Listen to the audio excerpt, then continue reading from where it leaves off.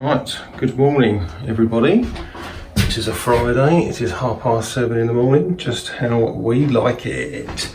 So today we've got another job for a managing agent of ours. We've got this glowworm Betacom 30C boiler, combination boiler in here at the moment.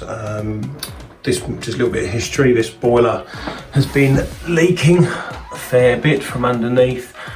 Inside the pump housing's cracked. Actually came to have a look at this during the week, and Pete come over here. Quite a few issues here. I mean, the pipework's not awful, but not great either.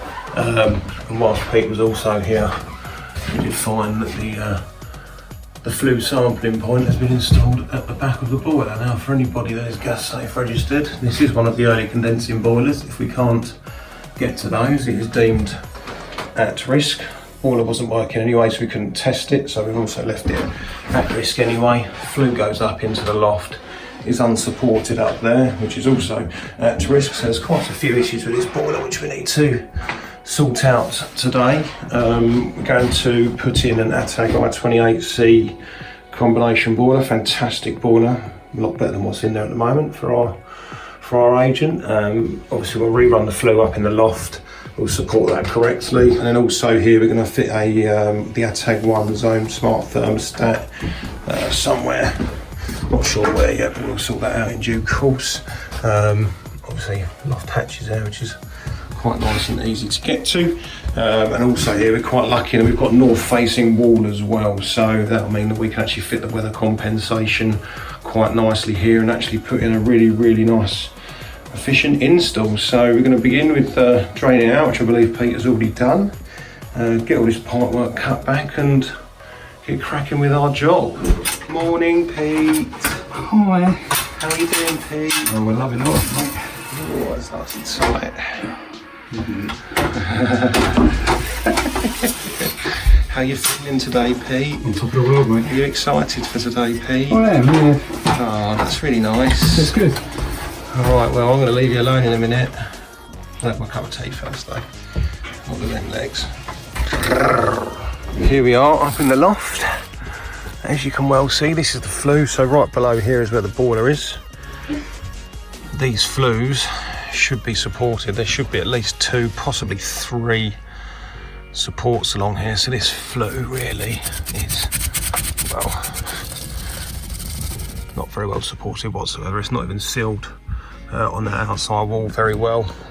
With actually some pipe work nice under here somewhere as well, which we're going to have to try and dig out and do a few bits with, but we've got to run the new Flue up here anyway. We'll try and get some wood battens in here so we can actually give the new Flue some proper support, keep that up to standards as well.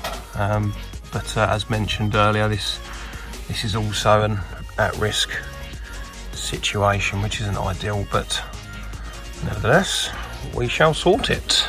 Just a quick chat on what we're going to be fitting here. Obviously, top left hand side we've got the shock arrestor. It's in the MIs on the ATAG, as we've got a water meter, needs to be fitted. Although the inside of the boiler is all brass, still needs one of those. Scale reducer, because the water around here is double hard, certainly helps to have one of those fitted. We've got the ATAG 1 zone there, which we're putting on. We have got a north facing wall here, so we're going to put weather comp on it. This thing is going to be as efficient as you like. We've got IMI hydronic stuff.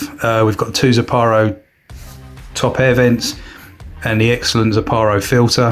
They're going on here. We're putting the aerators on the top because what they've done here, apart from the Flue up in the loft, they've put drain offs as their air bleeds. So that was a good one that we found. So yeah, we're going to fit all this stuff, see where we go. We're up in the loft at the moment. Cut a lot of the pipe work out. There's some bits here, it was needlessly complicated. There are bits in there that didn't need to be, and I think when they've altered the system from last time, they've left a lot of pipe work in, so we've cut all of that out, simplified it. We've just cut some bits back and just run some new pipe work round. We've got some IMI Zaparo auto air vents right at the top of the system here to catch any air as it goes back in and comes out of the boiler. Got a little flue hole here, so we can see Pete down here. Hello? Oh, he is. Hello. So we're just gonna clean these pipes right up, get a bit of brasso on them, get them insulated, and then we're done with pipe work up here. At least a lot simpler, a lot better, get much better flow with the bends. Yeah, let's go. You can even watch me clean the pipes up and insulate them as we go. We always like to use a little bit of your brasso on the pipe work, brings it up an absolute dream. Gives that nice finish for the customers. I know no one's going to see it up here and I'm going to insulate it, but at least I feel better that it's been done. At least that way we also make sure we clean the flux residues off of the pipes. You don't get any horrible green staining and corrosion going on from the flux where it's been on the pipe work. Make sure everything stays just lovely. Pipe work's nice and clipped up here as well, so there's no movement or anything like that, so there'll not be any vibrations anywhere, which is always handy. Obviously, being that these pipe works are in the loft, we do need to insulate them. I mean, there's a lot of, I don't know if you can see around me, but the loft is actually very well insulated anyway, so it'll all be laying back over these pipe works, so we shouldn't have any issues with any freezing going on. Boiler's off the wall. Cut everything back, got a new lever valve and a cold down there. The pipe above it is the old PRV, don't need that on the ATAG, comes with combined PRV and condense. Hot water's around there to connect in a minute. Flow and return for some of the radiators are there, and then we've got the flow return and the gas up there. Stripped everything out, taking all the electrics off for the old boiler, taking the old boiler out, that's outside. Feel like I might be cutting them back a little bit more. We're going to try and use that left hand pipe for the flow, run it across the top of the boiler and down within the jig. There's loads of room for that with the ATAG, really good. So we have this neat little contraption that we use for our insulation. It's called a Pipework Pro. It's very handy. It's getting nice straight and even cuts on our insulation. Very, very handy indeed.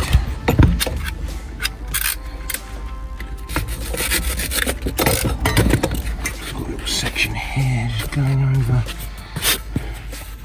this joist. This Pipework Pro is really good. We can cut angles. It's like a mitre. I don't know if anyone's ever laid any flooring or anything like that, but you can get sort of mitre blocks that help you cut your nice 45-degree angles, 22.5-degree angles.